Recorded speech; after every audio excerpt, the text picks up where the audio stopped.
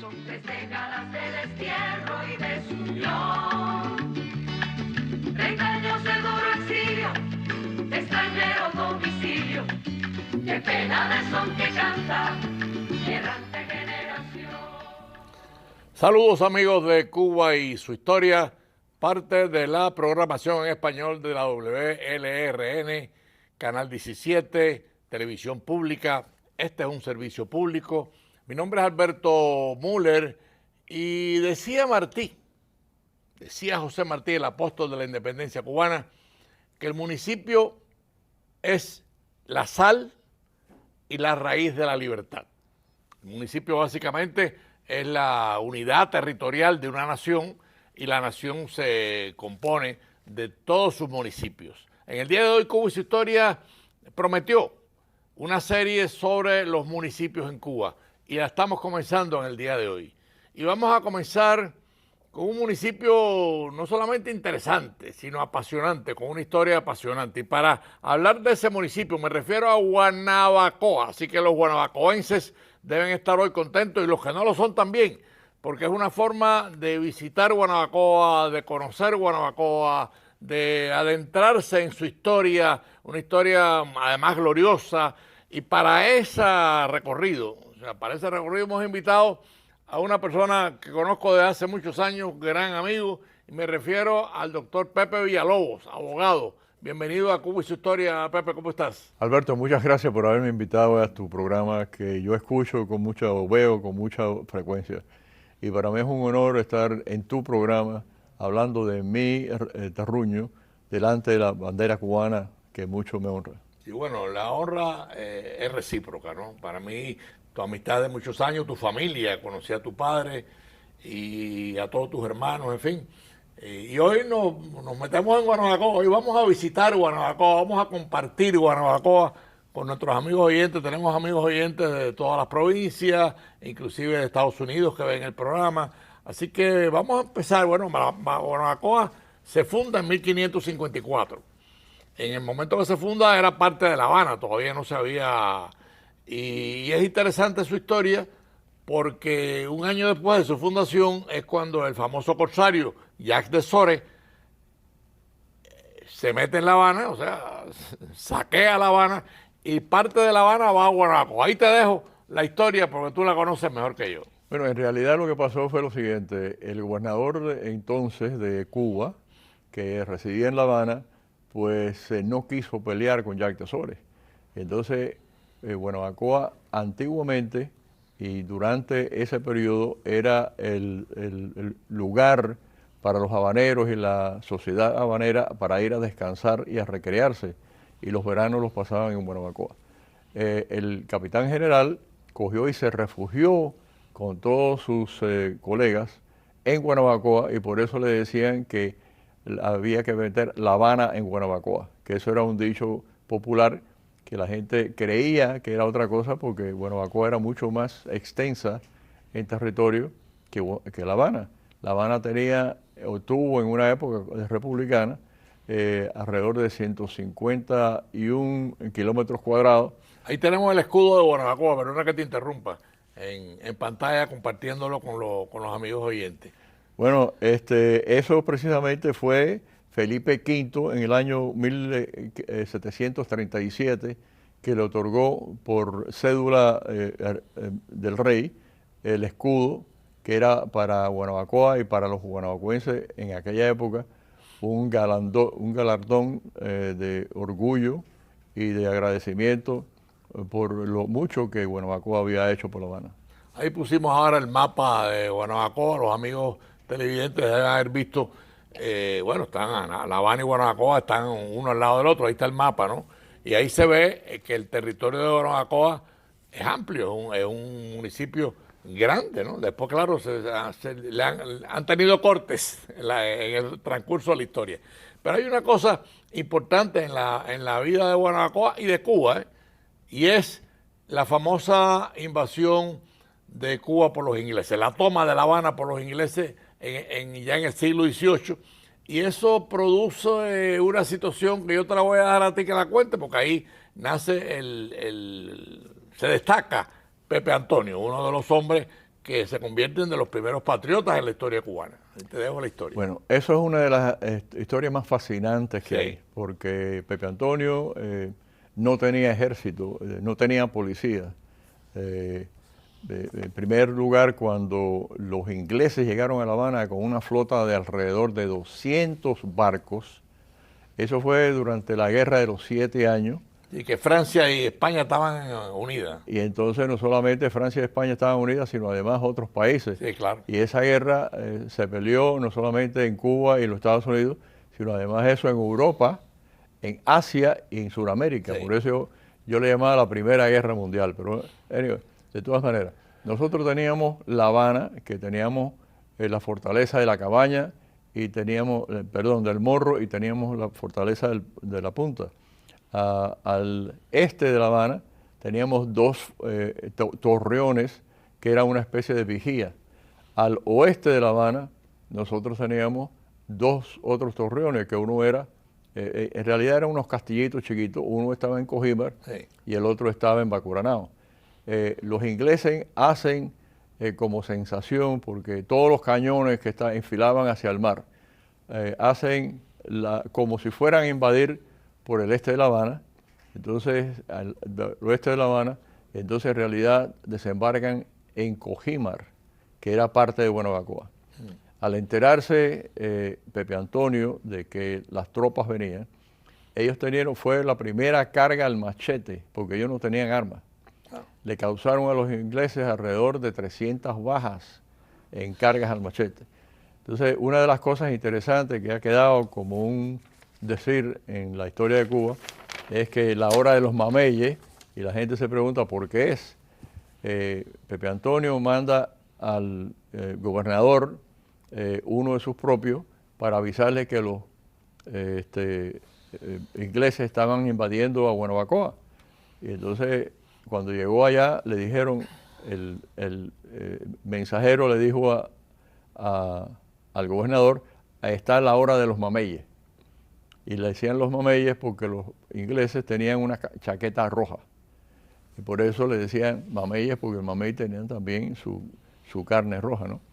Pero eso fue una de las historias interesantísimas. Sí. Al fondo, Heroica, una historia heroica. al fondo de mi casa en Guanabacoa había mucho cobre. El cobre preserva mucho madera. En Guanabacoa nosotros encontramos en una excavación que hubo varios mosquetes de aquella época. O sea que fue un episodio extraordinario. Pepe Antonio murió en combate, Sí. así que de eso viene la villa de Pepe Antonio. Me parece importante decirlo, los ingleses tenían, inclusive le pusieron un nombre a toda la operación, le iban a llamar Cumberland, porque los ingleses no solamente querían tomar La Habana y la tomaron, y por supuesto Guanabacoa, se quisieron extender por toda la isla y fracasaron. O sea, inclusive hubo toda una rebelión en las villas y en otras provincias, además de los muertos que tuvieron por la fiebre amarilla. Y al final el plan de los ingleses fue un total fracaso. Alrededor de un tercio de los soldados ingleses que desembarcaron en La Habana se enfermaron y muchos murieron. Y una de las razones, como tú dices, por la fiebre amarilla, el mosquito anófeles, que decimó también a las tropas españolas. Es más, los españoles decían que en Cuba había 3 generales. Uno era junio, agosto y septiembre, porque era la época de los mosquitos en La Habana, La lluvia, en Cuba. el calor. O sea que eso, los cubanos estaban acostumbrados a eso, y sin embargo los nativos, ¿no? Y los que vivían en Cuba, Claro. y los ingleses y posteriormente a los españoles, ¿no? Interesante que a los ingleses les haya fracasado la toma de Cuba, porque no era solamente la toma de La Habana, era convertir a Cuba en una colonia inglesa. Y ahí viene lo que ocurrió un año después, que fue la toma que cambiaron La Habana por la Florida. O sea, hay un acuerdo político. Háblanos un poco de eso. Los Estados Unidos estaban originalmente, es más, uno de los primeros precursores de la Guerra de los 7 años fue el general Washington, que en aquella época era coronel inglés, que fue a visitar a una estación, a un fuerte francés, porque tenían miedo que los franceses que estaban al oeste de las 13 colonias hicieran algún tipo de esfuerzo para incorporar a las 13 colonias a Francia. Ahí hubo una batalla que no fue grande, pero murieron muchos franceses y entonces hubieron cargos y descargos y al fin pues comenzaron las hostilidades entre Francia, entre Inglaterra y España, Inglaterra y los Estados Unidos. Cuando los cubanos, cuando la toma de La Habana por los ingleses, la Florida era española. Entonces, el interés era inglesa, y el interés de España era mantener La Habana, porque La Habana era el centro geográfico de la transferencia de todas las flotas que venían de Sudamérica. Así que en un intercambio político, en el Tratado de París se hizo el cambio de La Habana por la Florida. Y vuelve a ser española La Habana. Y vuelve a ser española La Habana y la Florida vuelve a ser inglesa. Interesante, ¿no? Pero bueno, vamos a hablar, amigos de Cuba y su historia, vamos a hablar con el doctor Villalobos, que por cierto, Guanabacoa tuvo un alcalde famosísimo en Cuba, que fue su padre. Me refiero a José Lolo Villalobos, conocidísimo en toda Cuba. Y vamos a hablar un poco de Guanabacoa como centro, como desarrollo productivo, como desarrollo cultural, porque Guanabacoa tiene una historia riquísima, pero ya te dejo que tú eres el que más sabe de esto. Bueno, en realidad yo no soy el que más sé, porque tú también fuiste guanabacoense. Ayer me enteré que tú habías estado en los Escolapios de Guanabacoa. Mira, ahí hay una placa de tu padre. Háblanos de eso, porque bueno. Yo acabo de mencionar a tu padre, que fue un alcalde de mucha popularidad, pero además de mucha honradez y muy querido por los guanabacoenses y por los cubanos. Vamos a empezar por la honradez. Después de la revolución o la revolución del año 1959, en Guanabacoa se hizo una auditoría por 20 años. Y encontraron que en 20 años faltaban $2.56. ¿Okay? Cuando vino la Constitución del año 1940, hubo unas elecciones que fueron muy populares y muy democráticas, donde se eligieron libremente a muchos aspirantes. Uno de los gobernantes que aspiró fue Lolo Villalobos. Lolo Villalobos había sido un revolucionario que estaba en los colegios de medicina, renunció a ser médico para ser político, vino a Guanabacoa y una de sus campañas, de las promesas de campaña, era hacer casas de socorro. Como tú ves, o como tú viste en la placa, decía Casa de Socorro de San Miguel del Padrón, por el alcalde Villalobos en el año 1941. Ahí está la placa, ¿no? Que solo un año después de su elección hizo la primera casa de socorro. De la primera casa de socorro en Cuba. En Cuba. Okay. Es importante señalarlo. Que nosotros sepamos.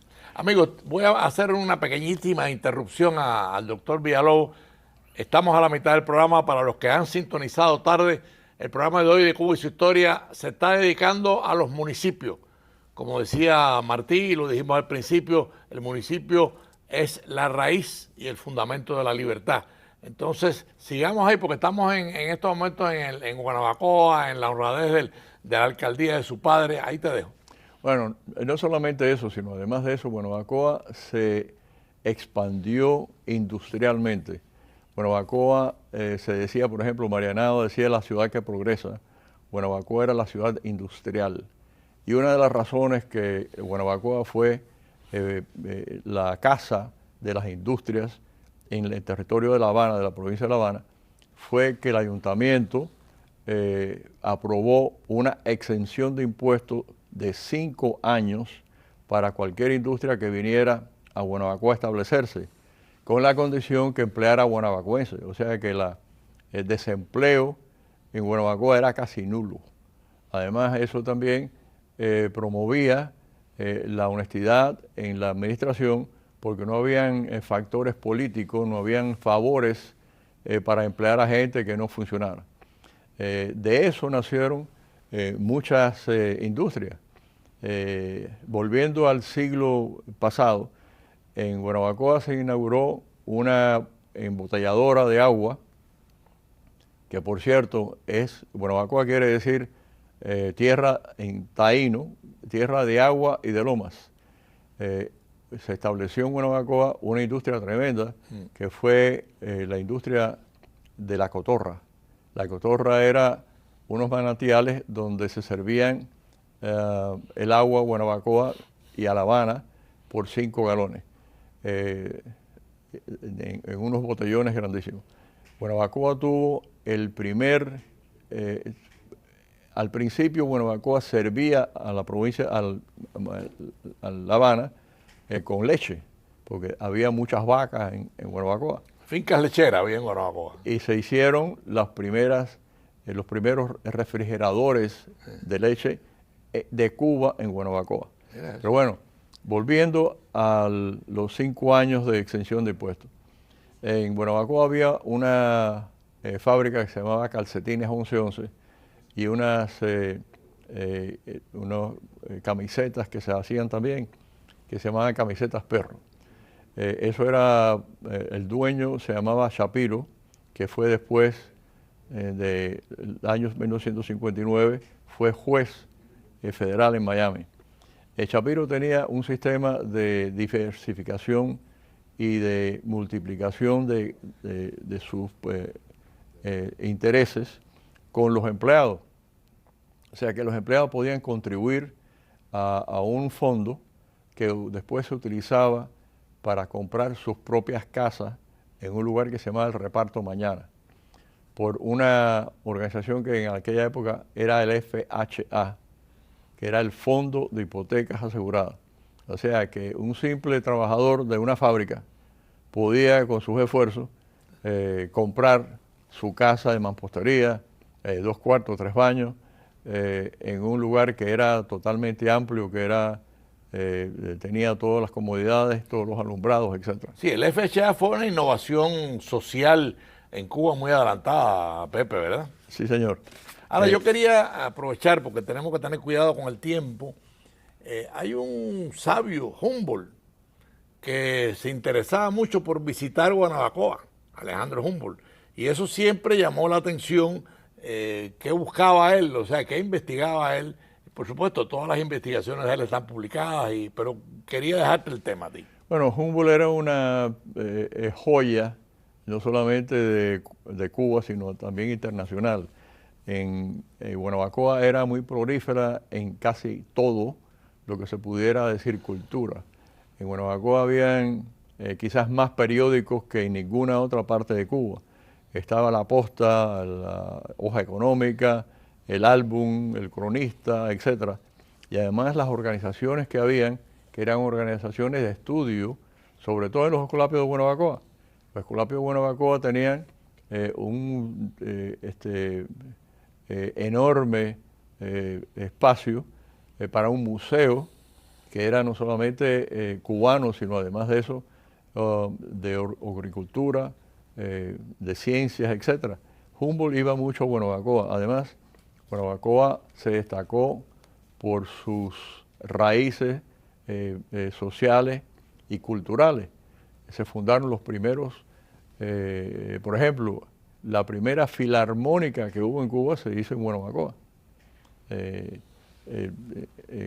los años 1900. O sea que Guanabacoa fue muy interesante para muchos investigadores que venían del resto del país y del exterior también. Nosotros comenzamos este programa con una frase de Martí, pero da la casualidad que Martí, cuando se despide los restos del poeta Torroella, Martí habla en el Liceo de Guanabacoa. Háblanos un poco de eso. El Liceo de Guanabacoa era uno de los lugares más accesibles a la cultura cubana. El Liceo de Guanabacoa se fundó precisamente, se llamaba el Liceo Artístico y Literario. Martí, muy pocos saben que vivió tiempo en Guanabacoa, sí, porque su papá fue celador o custodio de un barrio que se llamaba el barrio La Cruz Verde, barrio donde nosotros vivíamos en San Antonio, y en la calle Cruz Verde en Guanabacoa. Pero es verdad lo que tú dices, o sea, en la historia se habla poco de que Martí fue guanabacoense por un tiempo. Martí él decía que Guanabacoa era uno de los lugares más patrióticos de toda Cuba.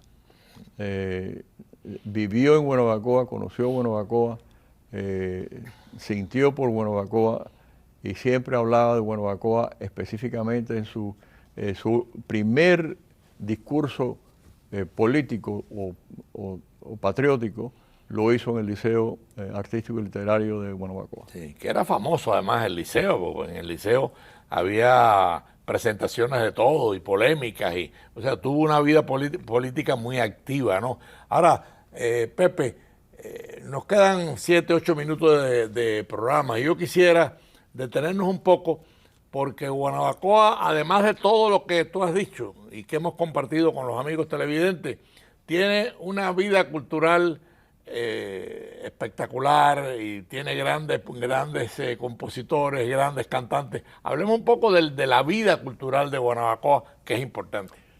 Bueno, quiero comenzar con rendirle tributo a dos personas que han mantenido la historia de Guanabacoa y la vida de Guanabacoa al día. Uno de ellos es un señor que se llama Juan Eloy González, que tiene un blog de Guanabacoa. Buen amigo. Y es muy concurrido. Y la otra es María Argelia Vizcaíno, que han hecho volúmenes, es una gran escritora, y han hecho muchos trabajos sobre Guanabacoa y sobre la historia de Guanabacoa. Como tú decías, sí, Guanabacoa era muy prolífera en todos los aspectos del conocer. Había mucho interés en conocer y visitar a Guanabacoa en aquella época y uno de los lugares preferidos de la sociedad habanera también. No, pero uno de nuestros grandes compositores que ha recorrido el mundo, que es Lecuona. Lecuona vivió, decían que Guanabacoa era una especie de laboratorio. Ahí tenemos a Lecuona en la pantalla. De artistas, laboratorio de artistas. Lecuona se conoce por sus obras, ¿no? Como Siboney, como La Comparsa, como Damisela Encantadora, etc. Fue un gran maestro de muchas personas.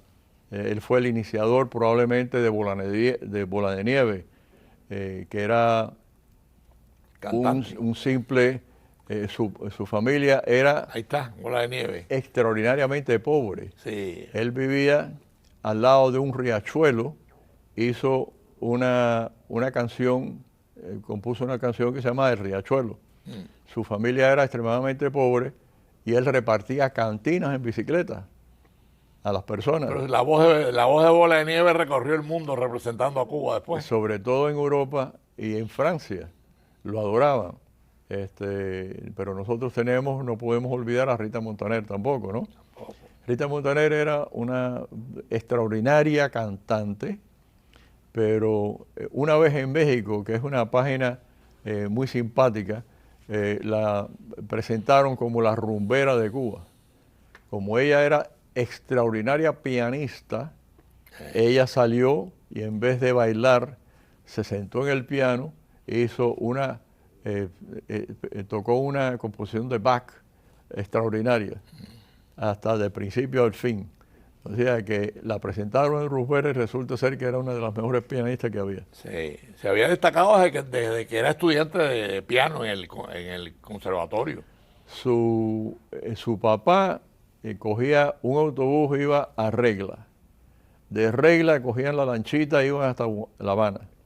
En La Habana iban hasta el conservatorio y el padre la esperaba y la volvía a traer siguiendo el mismo recorrido.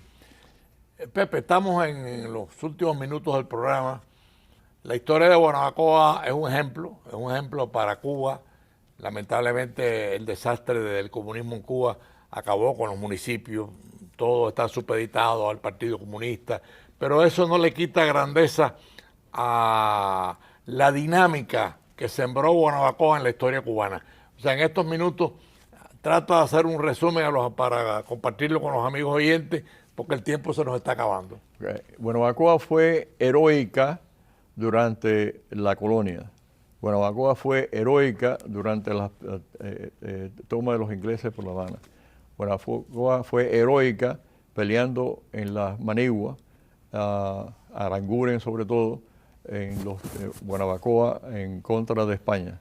Y Guanabacoa fue heroica y es heroica con los mártires que han habido durante el comunismo en Cuba. En Cuba, que era Guanabacoa la cuna del agua, hoy la gente protesta porque no tiene agua. No hay agua en Cuba. No hay agua en Guanabacoa. En Cuba. Es decir, bueno, en Guanabacoa específicamente... Que era la cuna del agua. Que es la cuna del agua, es decir, no hay agua. O sea que eso demuestra el desastre. La casa de Lecuona, por ejemplo, está total y absolutamente destruida. La casa donde vivía Rita Montaner no existe. Es un desastre total y absoluto. Si tú ves las calles, las fotografías de las calles en YouTube de Guanabacoa, son huecos en todos los lugares. Guanabacoa ha sido un ejemplo histórico y sobre todo últimamente ha sido uno de los fundamentos de protesta en contra del sistema arbitrario y dictatorial que tiene el comunismo en Cuba. Bueno, amigos de Cuba y su historia, hemos visitado Guanabacoa, por supuesto, con el privilegio que hemos tenido con Pepe Villalobos, que es un hijo de esa Guanabacoa inolvidable, ¿no? Ojalá ustedes se hayan disfrutado de este pedazo de Cuba que, como decía el apóstol, este municipio raíz de la libertad. Nos despedimos lamentablemente dándole muchas gracias a Pepe Villalobos por su presencia en Cuba y su historia, y confiamos en volverlo a tener, porque con Pepe se puede hablar no solamente de Guanabacoa, es un abogado muy buena persona y por supuesto muy preparado. Tengan todos un domingo feliz y nos volvemos a ver el próximo domingo a las 4:30 de la tarde. Son 3 décadas de destierro y desunión.